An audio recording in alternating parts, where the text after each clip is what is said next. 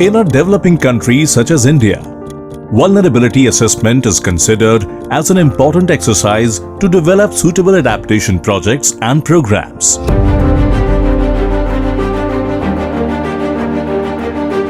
While climate vulnerability assessments for various states and districts already exist, the states and districts cannot be compared to each other as the framework used for assessment are different, thereby limiting decision-making capabilities at the policy and administrative levels.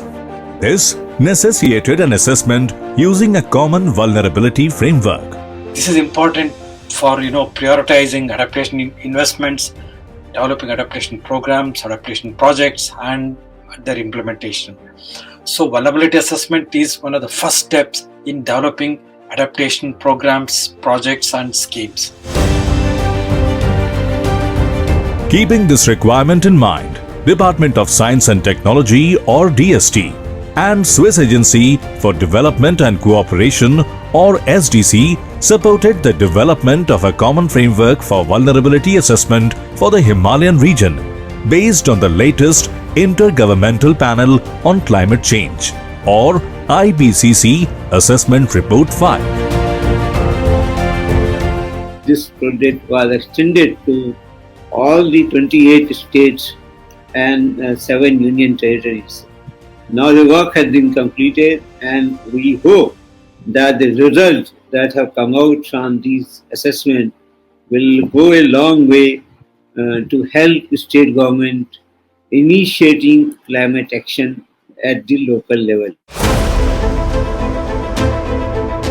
The common framework along with the manual to apply the framework was developed by IIT Guwahati, IIT Mandi and the Indian Institute of Science or IISc and applied to the Indian Himalayan region involving all 12 states in consultation and capacity building process.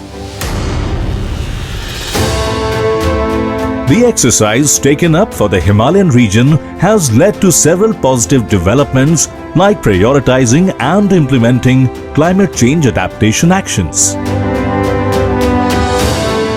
When it comes to implementation, there should be a nexus between center, state and user community. Of course, decision makers, government policies have to play a very important role in that.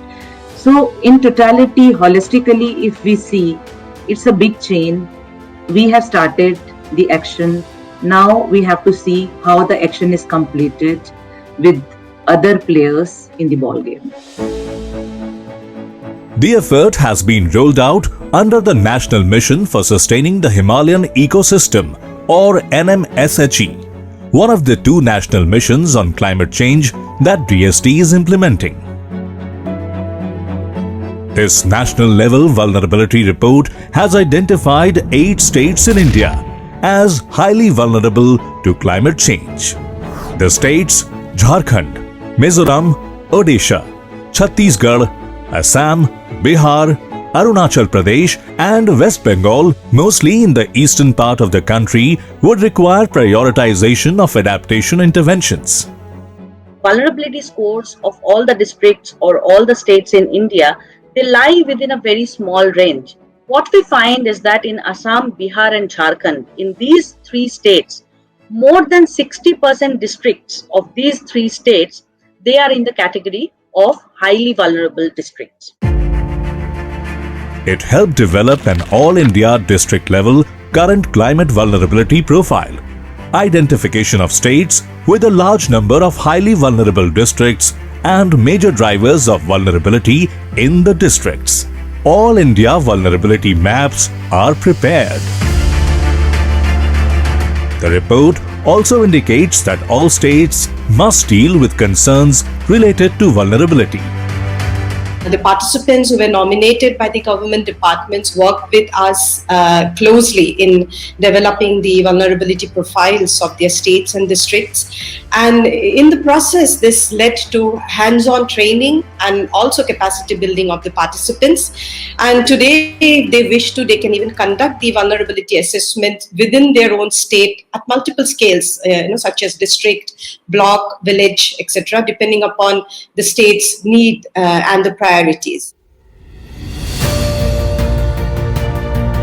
Adaptation projects can be planned, seeking funding support from various national and international sources. State Action Plan for Climate Change or SAPCCs can be revised by providing actionable information and helping in prioritizing sectors and areas, identifying drivers of vulnerability.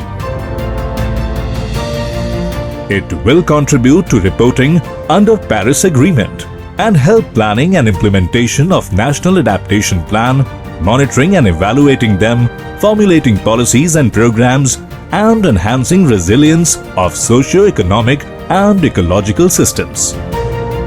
So what does the Vulnerability Assessment Report hold for the future?